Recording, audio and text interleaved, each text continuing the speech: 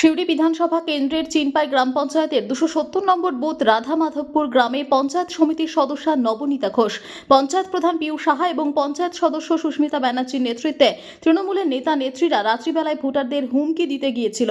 গ্রামবাসীরা হাতে নাতে ধরে ফেলে বলেই জানা যাচ্ছে।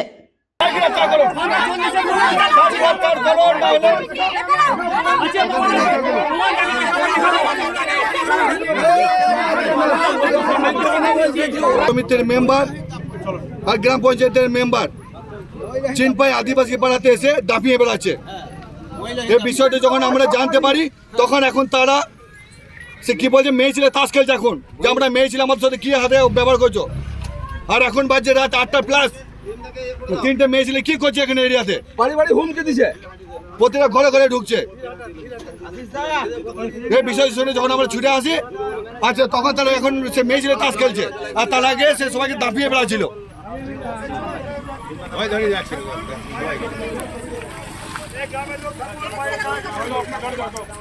Report PB News.